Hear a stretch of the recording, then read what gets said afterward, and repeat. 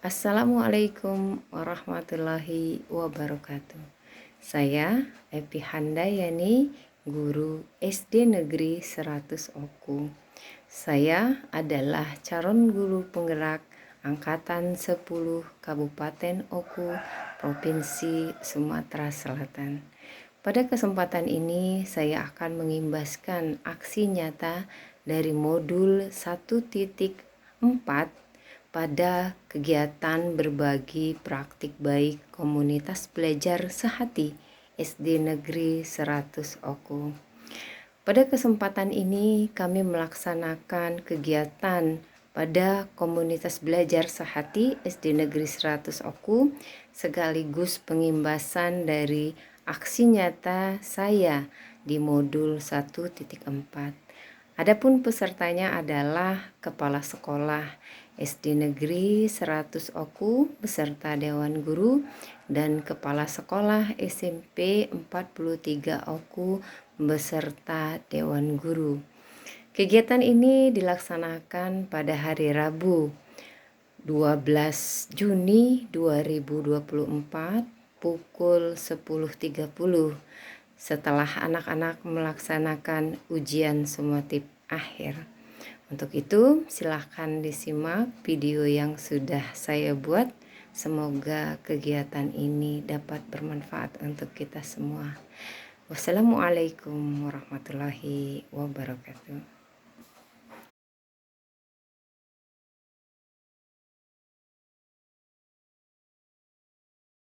Warahmatullahi wabarakatuh. Waalaikumsalam warahmatullahi wabarakatuh.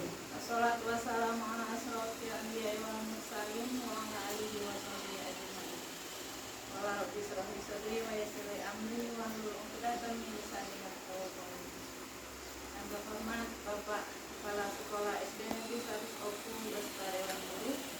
Yang terhormat Bapak Kepala SMP 43 Oku beserta Dewan Guru. Bersyukur kehadiran Allah Subhanahu wa Ta'ala yang mana pada kesempatan yang berbahagia ini kita masih diberikan kesehatan oleh Allah sehingga kita bisa hadir dalam acara kegiatan komunitas belajar sehati SD Negeri 100 Oku, berbagi praktik baik sekaligus pengimbasan dari CGP calon guru penggerak. Berdirinya saya di sini adalah sebagai pembawa susunan acara. Ini akan saya bacakan. Yang pertama adalah pembukaan, yang kedua kata sambutan dari Bapak Kepala Sekolah SD Negeri 100 Oku sekaligus penasehat komunitas belajar sehati SD Negeri 100 Oku. Kemudian yang keempat, presentasi dari Ibu Epi Handayani sebagai CGP SDN 100. Yang kelima, doa. Kemudian dilanjutkan nanti menutup. Baiklah, untuk memulai acara ini marilah kita buka dengan membaca lafaz basmalah bersama-sama. Bismillahirrahmanirrahim. Selanjutnya kata sambutan dari Bapak Kepala Sekolah SD Negeri 100 Oku pada Bapak kami persilakan. Assalamualaikum warahmatullahi wabarakatuh. Waalaikumsalam. Alhamdulillahirrahmanirrahim. Wassalatu wassalamu ala rasulillah wa ala alihi wa sahbihi wa mawala. Marilah senantiasa kita bersyukur Allah Subhanahu wa Ta'ala karena pada siang hari ini kita masih diberikan kesehatan sehingga masih dapat melaksanakan kegiatan komunitas belajar sehati SD Negeri 100 Oku dalam keadaan sehat. Salawat dan salam kepada Nabi Muhammad SAW. Semoga kita termasuk umatnya yang mendapatkan syafaat beliau pada hari kiamat kelak. Baiklah, yang kami hormati para sekolah SMP Negeri 43 Oku beserta Dewan Guru, izinkan kami menyampaikan beberapa hal.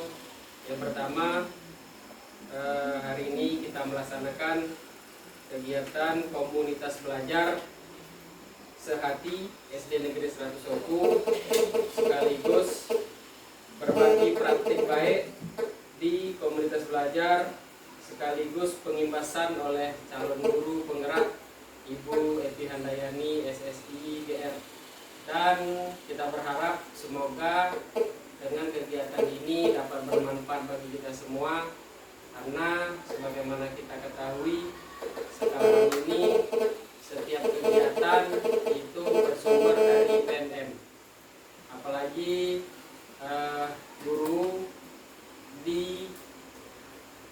diharapkan dapat melaksanakan segala kegiatan yang berpotensi untuk berbagi praktik baik, sehingga dapat menjadikan kita semua guru yang profesional.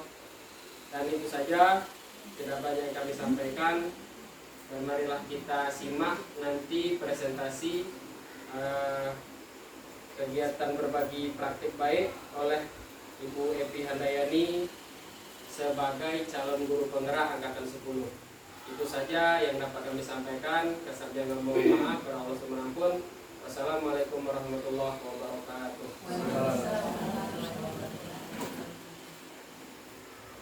Terima kasih kepada Bapak Kepala Sekolah. Selanjutnya presentasi dari Ibu Evi Handayani untuk memperlancar kegiatan ini, memperlancar presentasi. Kita terlebih dahulu berdoa kepada Allah Subhanahu wa Ta'ala yang akan dipimpin oleh Pak Ibu. Assalamualaikum warahmatullahi wabarakatuh.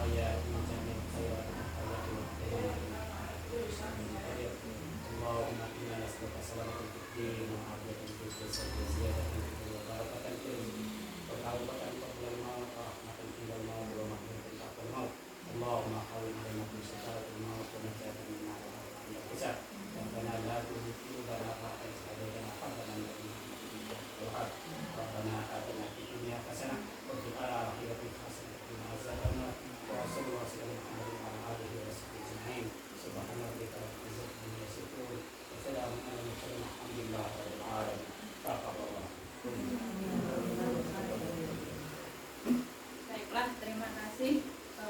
Selanjutnya acara puncak kita pada hari ini yaitu penyampaian presentasi dari Ibu Evi Handayani SSIDR. Kepada Ibu kami persilakan. Baik, terima kasih kepada moderator yang telah mempersilahkan saya untuk mempresentasikan aksi nyata dari modul 1.4. Assalamualaikum warahmatullahi wabarakatuh. Selamat pagi Bapak dan Ibu guru hebat dan bersemangat yang telah hadir pada pagi hari ini. Yang terhormat Bapak Kepala Sekolah SMP Negeri 43 Oku, Bapak Henry Faizal SPD. Yang terhormat Bapak Kepala Sekolah SD Negeri 100 Oku, Bapak Sapranto SPDI MPD. Dan yang saya hormati dan banggakan tentu saja Bapak dan Ibu guru SD Negeri 100 Oku dan Bapak dan Ibu guru SMP Negeri 43 Oku. Alhamdulillah pada pagi hari ini kita kembali dapat bertemu dan hadir di sini dalam acara komunitas belajar berbagi praktik baik sekaligus pengimbasan dari modul aksi nyata modul 1.4 yang saya lakukan, yaitu aksi nyata tentang budaya positif dan kemudian harus diimbaskan kepada Bapak Ibu guru. Tentu saja dengan demikian saya mengucapkan banyak terima kasih karena Bapak dan Ibu guru di sini adalah gabungan Bapak Ibu guru SD Negeri 100 Oku dan SMP Negeri 43 Oku yang bersedia hadir memenuhi undangan yang telah kita sebarkan sebelumnya. Salawat dan salam senantiasa tercurah kepada junjungan kita, suri taala dan kita Nabi Muhammad sallallahu alaihi wasallam.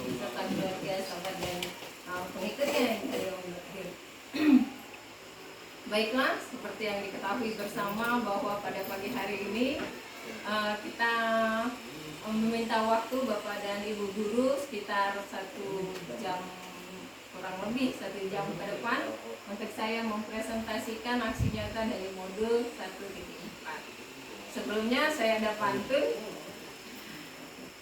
jalan-jalan ke Sungai Musi. Cakep. Di sana makan pempek awan cukanya. Cakep.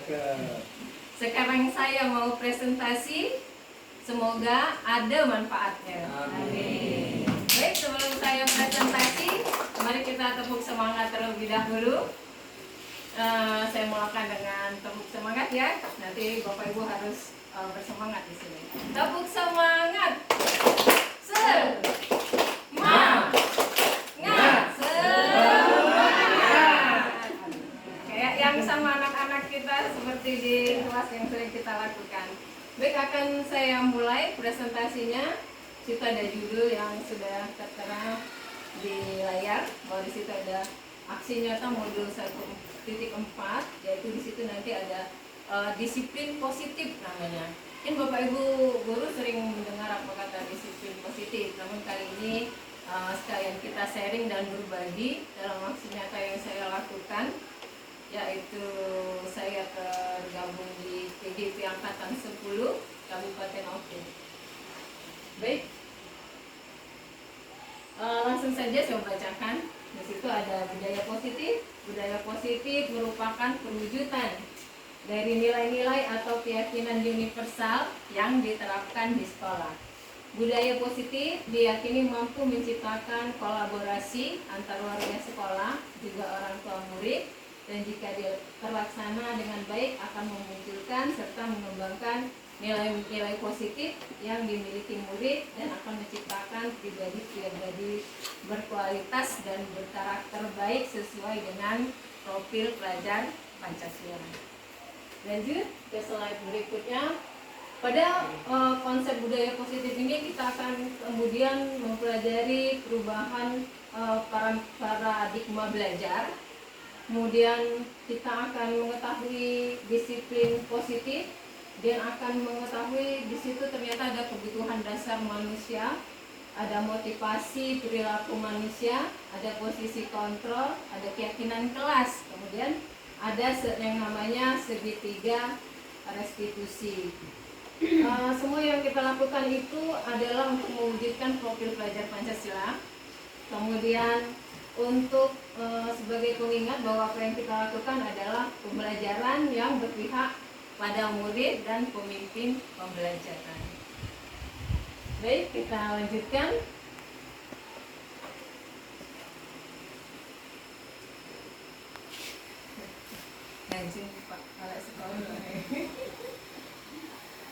Perubahan paradigma baru gitu ya. Jadi apa yang selama ini kita pahami dan apa yang kemudian di saat ini yang harus kita katakan perbaiki di kedepannya gitu.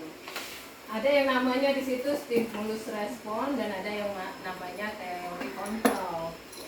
Nah, yang sering kita pakai selama ini adalah stimulus respon, bahwa semua orang melihat hal yang sama.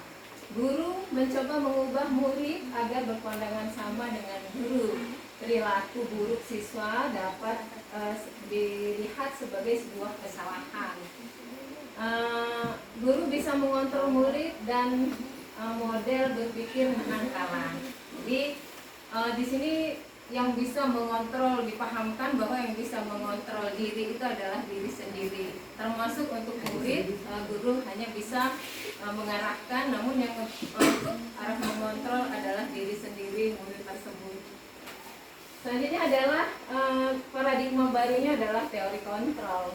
Untuk kebutuhan semua orang tidak sama gitu. Semua orang memiliki gambaran berbeda. Guru berusaha memahami pandangan murid. Perilaku guru murid memiliki tujuan. Guru tidak bisa mengontrol murid dan model pemikiran menang-menang.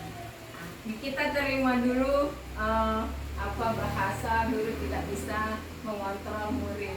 Nanti akan dijelaskan lebih lanjut pada slide berikutnya. Sekarang kita mengenal disiplin positif.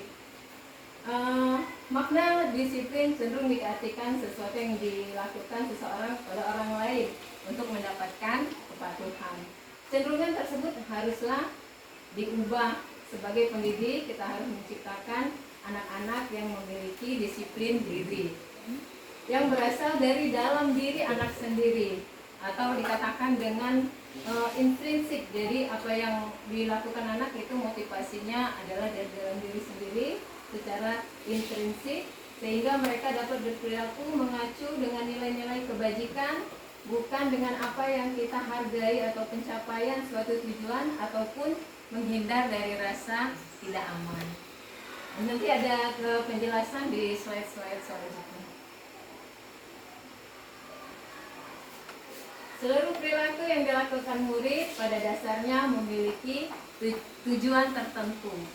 Murid memiliki kebutuhan dasar tertentu ketika melakukan suatu perbuatan. Di situ ada kebutuhan dasar manusia, antara lain kebutuhan bertahan hidup, kebutuhan cinta dan kasih sayang, murid ingin diterima dan dihargai, kebutuhan penguasaan, yaitu kebutuhan pengakuan atas kemampuan, kemudian ada kebutuhan kebebasan, yaitu kebutuhan atas pilihan. Jadi ketika kita sering melihat anak-anak kemudian di kelas ribut, buat ulah ini itu, mungkin tujuannya adalah salah satu dari kebutuhan itu, misalnya kebutuhan cinta dan kasih sayang gitu. Jadi di sana kita perlu memahami bahwa anak tersebut ternyata melakukan hal tersebut karena murid tersebut membutuhkan kebutuhan cinta dan kasih sayang yang kurang terpenuhi, bisa jadi seperti itu. Jadi berdasarkan pengetahuan kebutuhan dasar itu, kita mencoba sebagai guru untuk memahami bahwa apa yang dilakukan anak-anak itu ternyata memiliki tujuan kayak gitu, berupa kebutuhan dasar dari mereka yang tidak terpenuhi. Baik, kita lanjutkan. Ada teori motivasi perilaku manusia berdasarkan Diane Dawson. Yang pertama adalah untuk menghindari ketidaknyamanan atau hukuman. Ada teorinya, ini adalah apa yang dilakukan anak-anak untuk menemukan ini ya, motivasi. Kita baca dulu. Untuk menghindari ketidaknyamanan atau hukuman, murid bertanya, apa yang akan terjadi apabila saya tidak melakukannya? Hal tersebut merupakan motivasi eksternal. Biasanya ini berupa peraturan yang kemudian ada hukumannya. Nah, jadi itu adalah kalau anak-anak ketika takut melakukan sesuatu karena hukuman, berarti itu motivasinya berasal dari eksternal. Kemudian yang kedua adalah untuk mendapatkan imbalan atau penghargaan dari orang lain. Biasanya murid bertanya, apa yang akan saya dapatkan apabila saya melakukannya? Hal tersebut merupakan motivasi eksternal. Jadi itu pun motivasi eksternal ketika misalnya kita misalnya, oh kalau misalnya kalian datangnya tidak terlambat, ibu guru kasih coklat, kasih duit, kasih duit, itu ya. Nah itu berarti murid juga melakukan sesuatu itu berdasarkan motivasi eksternal karena sebuah penghargaan ya gitu. Kemudian yang ketiga, untuk menjadi orang yang mereka inginkan, menghargai diri sendiri dengan nilai-nilai yang mereka percaya. Murid akan bertanya, akan menjadi orang yang seperti apa jika saya melakukannya? Hal tersebut merupakan motivasi internal. Nanti akan ada penjelasan bagaimana menumbuhkan motivasi internal yang kemudian akan diingat anak dan dibawa mereka, diharapkan sampai mereka memahami itu dan terbawa selama mereka menjalani kehidupan ini, insya Allah. Selanjutnya, jadi motivasi itu adalah dorongan yang timbul pada diri seseorang secara sadar atau tidak sadar untuk melakukan sesuatu tindakan untuk tujuan tertentu. Itu berdasarkan Kamus Besar Bahasa Indonesia arti dari motivasi. Kemudian motivasi ada dua, motivasi eksternal dan motivasi internal. Jadi motivasi eksternal itu murid melakukan kedisiplinan dikarenakan sadar akan nilai-nilai kebajikan dalam dirinya, menghargai nilai kebajikan diri sendiri. Itu motivasi berasal dari eksternal. Motivasi internal adalah murid melakukan kedisiplinan dikarenakan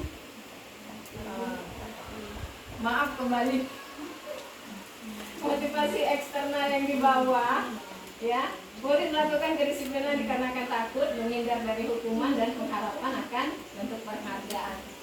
Dan motivasi internalnya adalah yang di atas tadi, murid melakukan kedisiplinan dikarenakan sadar akan nilai-nilai kebajikan dalam dirinya.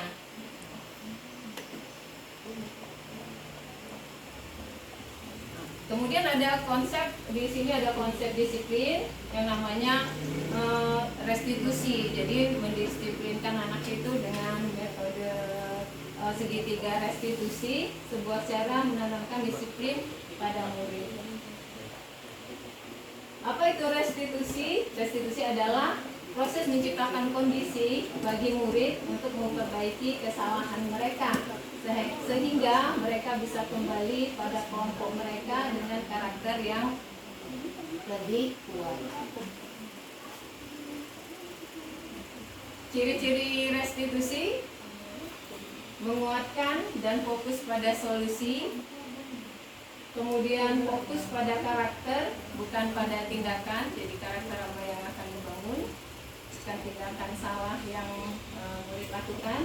Kemudian bukan menebus kesalahan tapi belajar dari kesalahan, dan mencari kebutuhan dasar yang mendasari tindakan, tawaran bukan paksaan. Jadi menggali solusinya dari diri murid itu sendiri, memperbaiki hubungan, menuntun untuk melihat ke dalam diri. Perbedaannya misalnya ini, apa yang kita temui ketika kita menangani kesalahan anak-anak. Ada yang namanya di sini saya berikan kasus murid datang terlambat ke sekolah. Ada 3 di situ, ada hukuman, katanya ya kita menangani kesalahan anak, kemudian ada konsekuensi, ada juga restitusi. Pada kasus hukuman, kita menyuruh misalnya murid disuruh berdiri di depan kelas, atau guru marah-marah ke murid, atau bisa jadi murid disuruh menulis saya tidak akan terlambat lagi sebanyak 100 kali. Bisa jadi itu dikatakan bahwa apa yang kita lakukan adalah hukuman. Dan ada yang namanya konsekuensi. Guru memberikan konsekuensi berada di dalam kelas selama jam istirahat berlangsung. Kemudian misalnya ada juga guru tegas dan murid menghormati peraturan. Yang ketiga ada yang namanya restitusi. Guru menanyai keyakinan kelas yang telah disepakati, dan guru membantu menyelesaikan masalah. Murid terbuka dan menghormati dirinya dan orang lain. Untuk mencapai restitusi tidak serta-merta harus bisa kita laksanakan, bisa dengan beberapa tahapan yang kemudian harus kita lalui. Ini ada posisi kontrol guru. Yang pertama ada guru penghukum, kemudian ada membuat rasa bersalah, ada posisi kontrol sebagai teman, ada posisi kontrol sebagai pemantau, ada posisi kontrol sebagai manajer. Yang paling ideal adalah posisi kontrol sebagai manajer. Namun untuk melalui tahapan menjadi posisi kontrol manajer itu perlu yang seperti saya katakan tadi, tidak serta-merta, tapi butuh proses dan waktu untuk senantiasa kita mencoba.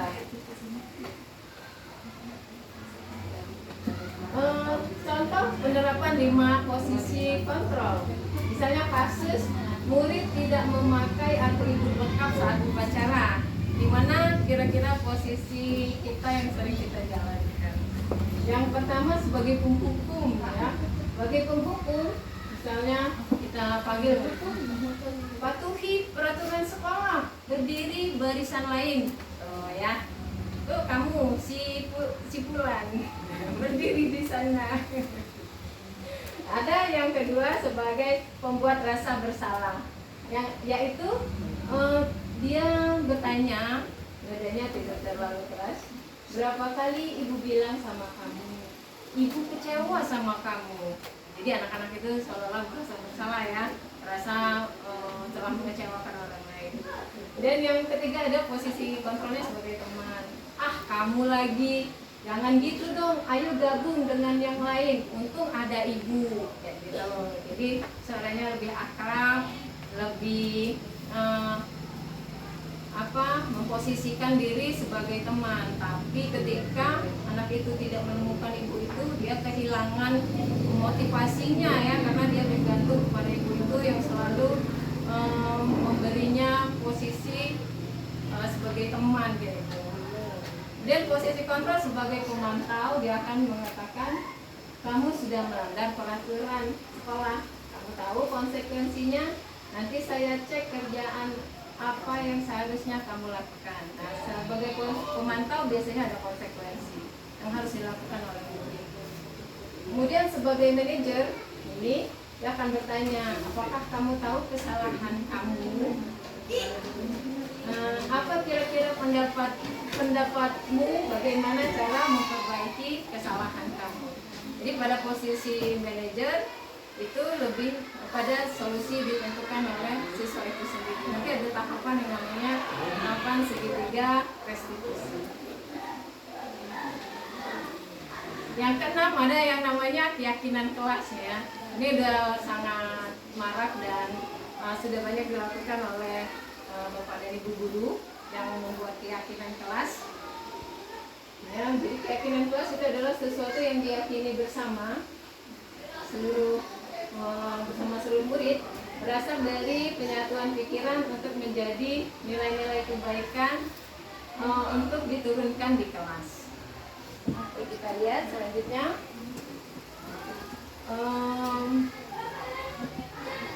Itu ada proses pembuatan keyakinan kelas. Ada gambar anak-anak SD 100 yang lagi membuat keyakinan kelas. Yang pertama merumuskan peraturan kelas, peraturan kelas menjadi keyakinan kelas, peraturan keyakinan kelas, kemudian penandatanganan keyakinan kelas. Nanti akan ada proses yang lebih detail. Bagaimana pembentukan keyakinan kelas? Yang pertama dia lebih abstrak dari peraturan. Kemudian sedikit agar mudah diingat.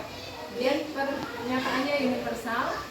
Kemudian sesuai dengan kondisi kelas agar mudah diterapkan.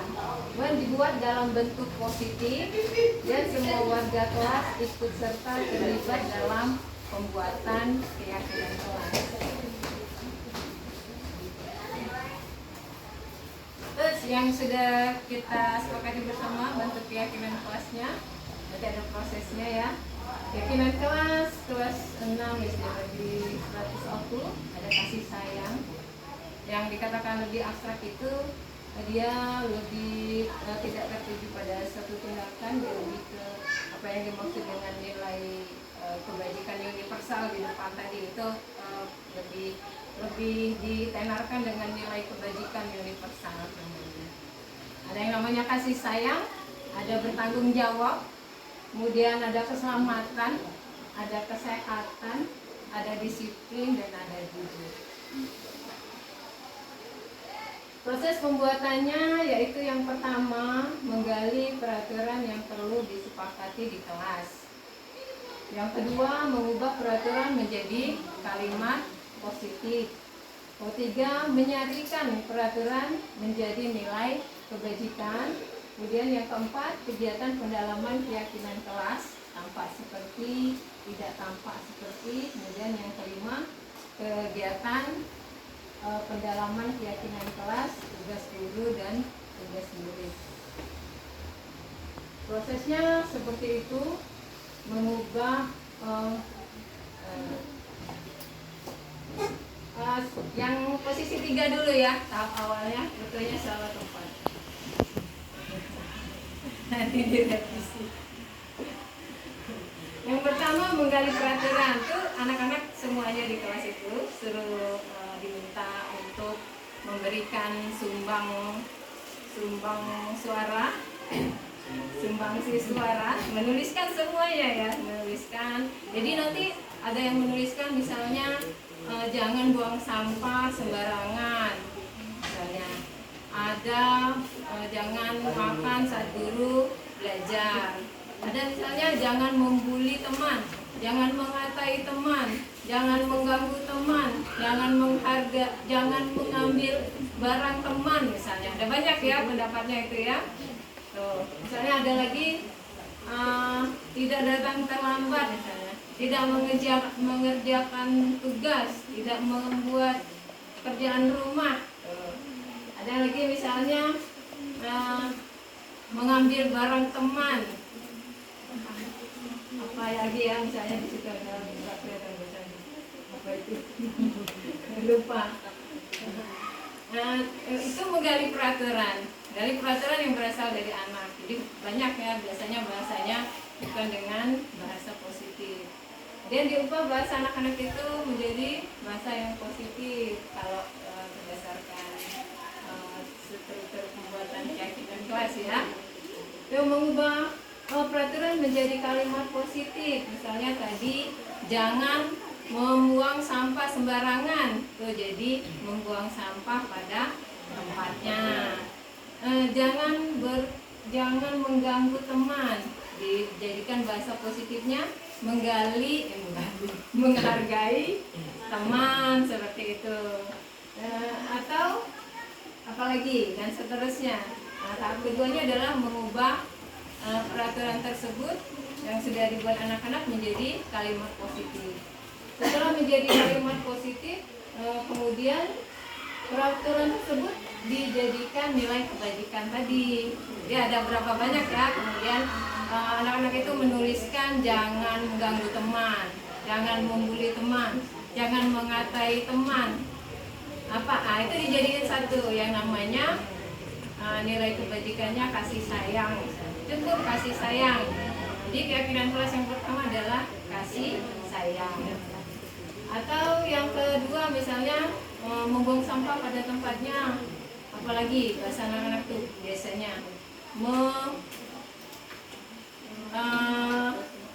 tidak membuang sampah sembarangan, tidak membuang sampah di dalam laci meja. Itu juga sudah menjadi kalimat positif tadi, dijadikan keyakinan kelas, yaitu misalnya bertanggung jawab ya, bertanggung jawab, atau misalnya bertanggung jawab terhadap kebersihan, bisa seperti itu, bertanggung jawab. Kemudian bisa lagi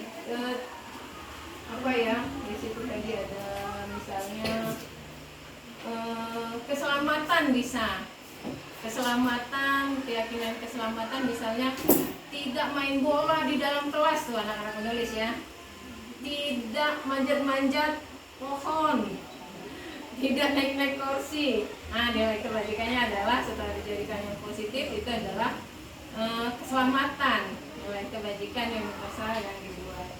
Jadi nanti setelah seperti itu ada tahapan selanjutnya adalah pendalaman keyakinan kelas. Mungkin prosedurnya agak lama ya kalau melihat apa yang sudah dibuat itu. Jadi pendalamannya itu apa? Tampak seperti, tidak tampak seperti. Misalnya tampak, misalnya dari situ ya, membuang sampah, bertanggung jawab tadi, atau yang ini saja, kasih sayang misalnya, tampak seperti, terdengar tidak mengganggu teman. Tidak tampak sepertinya apa? Mengganggu teman tadi ya, atau membuli teman, mengatai teman, segala macam. Tidak tampak sepertinya. Jadi anak-anak kemudian setelah menjadi keyakinan kelas dipahamkan kembali seperti apa kasih sayang itu, bukan seperti apa kasih sayang itu. Dan kelimanya adalah kegiatan pendalaman keyakinan kelas, tugas guru. Misalnya ketika anak tugas guru dan tugas murid.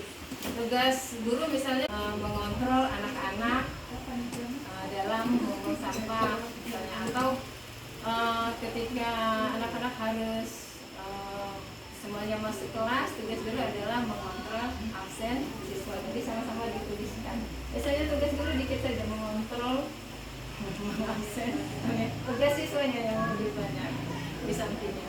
Nah, setelah itu baru selesai. Kalau keyakinan kelasnya tadi sudah kasih sayang, jujur, bertanggung jawab, kayak gitu ya. Kayak gitu tahapan dari pembuatan keyakinan kelas. Selanjutnya adalah ada yang namanya segitiga restitusi. Ini adalah penyelesaian masalah yang tadi kita bisa berada pada posisi control manager, bukan sebagai penghukum, pembuat rasa bersalah, atau sebagai teman tadi ya, atau pemantau. Di sini kalau sudah sampai di segitiga restitusi, maka posisi kontrol kita adalah sebagai manajer. Namun bisa dicoba untuk senantiasa diterapkan agar segitiga restitusi ini bisa berjalan dengan baik. Langkah pertama segitiga restitusi adalah menstabilkan identitas. Bagian ini bertujuan merubah orang yang merasa gagal karena berbuat salah menjadi orang sukses. Jadi alasannya bahwa salahnya itu karena dia punya tujuan ya, berdasarkan kebutuhan dasar tadi. Kita harus mampu meyakinkan mereka, misalnya dengan berkata, saya pernah melakukan hal yang sama denganmu, atau tidak apa-apa, manusiawi, gitu. Atau tidak ada manusia yang sempurna. Itu untuk menstabilkan identitas untuk anak-anak yang telah berbuat kesalahan. Nanti ada cuplikan dari langkah-langkah ini. Langkah kedua adalah memvalidasi tindakan yang salah. Pada langkah kedua, kita lebih dahulu memahami kebutuhan dasar yang mendasari tindakan murid kita. Untuk fair control, semua tindakan pasti memiliki tujuan antara baik ataupun buruk. Ketika kita menolak murid yang berbuat salah, maka mereka akan tetap dalam masalah. Yang lebih diperlukan adalah kita memahami alasan mereka berbuat kesalahan sehingga akan merasa dipahami. Langkah ketiga yaitu menanyakan keyakinan kelas. Ketika langkah pertama dan kedua sukses dilakukan, maka anak lebih siap dikaitkan dengan nilai-nilai kebajikan yang dia percaya dan berpindah menjadi orang yang dia inginkan. Kehidupan masa depan yang mereka inginkan sangat penting ditanyakan ketika gambaran masa depannya sudah disebutkan. Maka guru dapat membantu mengarahkan mereka tetap fokus pada gambarannya. Kemudian segitiga restitusi dapat menumbuhkan motivasi internal murid untuk disiplin positif dan terbiasa mencari solusi dengan permasalahannya. Ini adalah video dari segitiga restitusi yang pernah saya praktekkan. Silakan Bapak dan Ibu guru lihat video ini.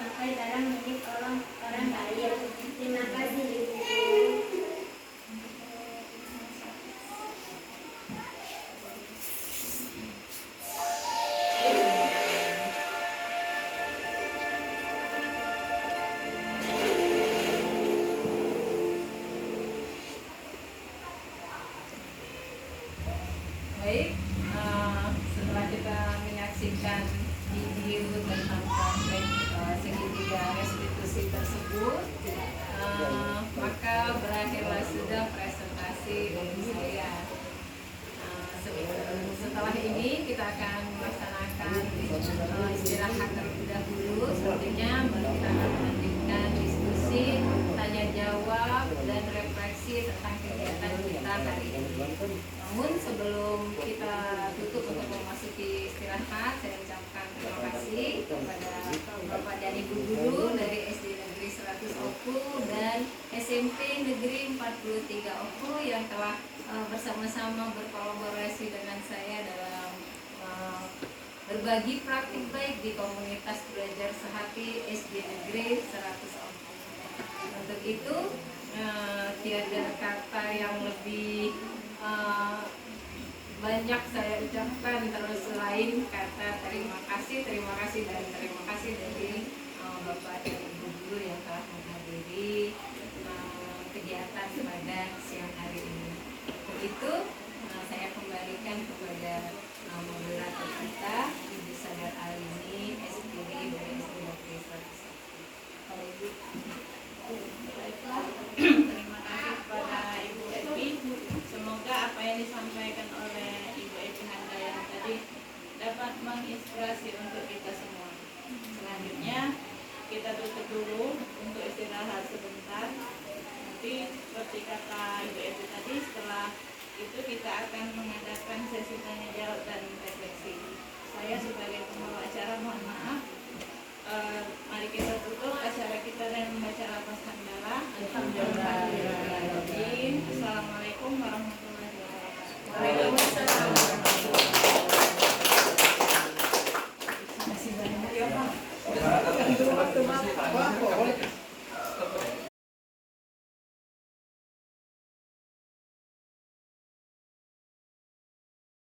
Assalamualaikum warahmatullahi wabarakatuh. Saya Sadar Alini, guru SD Negeri 100 Oku dan mengajar di kelas 1. Saya telah mengikuti kegiatan praktik baik sekaligus pengimbasan aksi nyata dari Ibu Epi Handayani, calon guru penggerak angkatan 10 Kabupaten Oku. Saya sangat senang dengan diadakan kegiatan tersebut agar dalam kegiatan semacam itu guru dapat saling berkolaborasi, berbagi pengalaman dan pengetahuan, dan sangat menginspirasi bagi kita semua. Wassalamualaikum warahmatullahi wabarakatuh. Assalamualaikum warahmatullahi wabarakatuh. Saya Yeni Pastianti, mengajar di kelas 3 SD Negeri 100. Setelah mengikuti kegiatan belajar sehati SD Negeri 100 Oku, yaitu berbagi praktik baik sekaligus pengimbasan materi disiplin positif oleh calon guru penggerak angkatan 10 yaitu Ibu Epi Handayani, saya sangat antusias dengan kegiatan yang telah berlangsung tersebut, karena dengan kegiatan tersebut kita dapat saling transfer pengetahuan. Terutama dalam kegiatan ini adalah pengetahuan tentang keyakinan kelas dan segitiga restitusi. Semoga kegiatan seperti ini dapat terus memberikan manfaat untuk kita semua. Terima kasih. Wassalamualaikum warahmatullahi wabarakatuh. Saya Rini Novitasari, guru kelas 2 SD Negeri 100 Oku. Saya telah mengikuti seminar berbagi praktek baik sekaligus pengimbasan pada modul 4.1 yang disampaikan oleh Ibu Epi Handayani pada komunitas belajar sehati SD Negeri 100 Oku. Saya sangat berkesan karena mendapatkan pengetahuan baru tentang disiplin positif serta segitiga restitusi. Semoga kedepannya kolaborasi antara guru dapat meningkatkan pemahaman tentang teknik pembelajaran yang berpihak pada murid.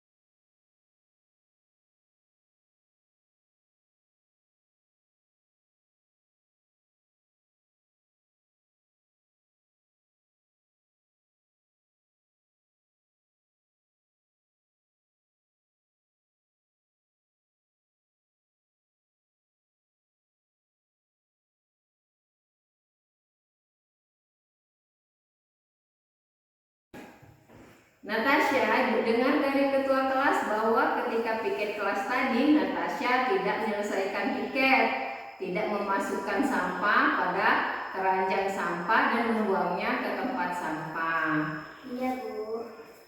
Oh begitu, mengapa Natasha tidak memungut sampahnya dan membuangnya ke tempat sampah? Saya khawatir, Bu. Soalnya lonceng sudah berbunyi. Jadi saya berburu-buru masuk kelas. Oh begitu, wajarlah jika Natasha meninggalkan sampahnya di depan kelas. Ibu Evi juga khawatir jika piket belum selesai tapi lonceng sudah berbunyi. Ibu Evi menghargai tindakan kamu buru-buru menyelesaikan piket karena ingin masuk kelas karena lonceng sudah berbunyi. Iya, Bu.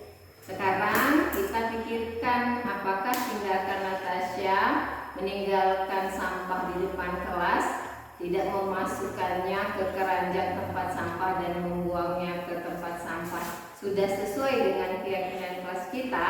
Tidak, Bu. Menurut Natasha, keyakinan kelas apa yang sudah dilanggar? Bertanggung jawab terhadap kebersihan kelas, Bu. Iya betul. Menurut Natasha, bertanggung jawab terhadap kebersihan kelas itu penting atau tidak? Penting, Bu. Baik, jika Natasha anggap itu penting, maka keyakinan apa yang harus Natasha lakukan saat piket? Harus membuang sampah pada tempatnya, Bu.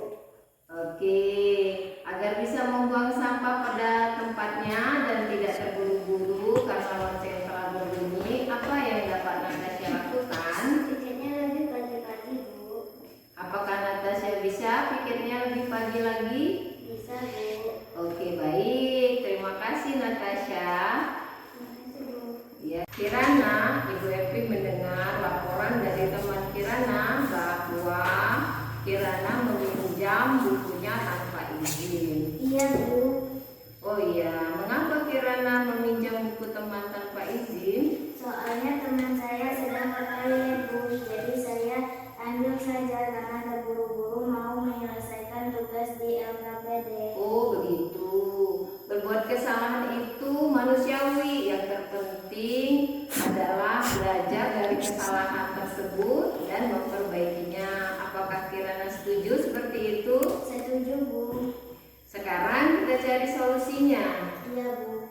Menurut Kirana, meminjam barang teman tanpa izin itu sudah sesuai dengan keyakinan kelas kita tidak? Tidak, Bu. Menurut Kirana, keyakinan kelas apa yang sudah dilanggar? Saling menghargai dan menghormati teman, Bu.